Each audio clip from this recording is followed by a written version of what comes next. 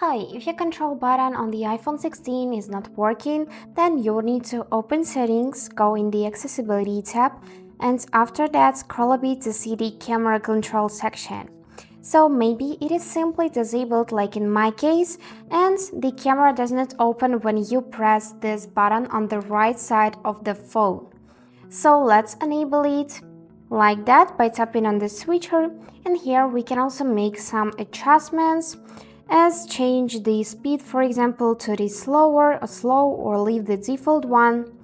And now let's test this button. So I'm gonna press this button and the camera opens now.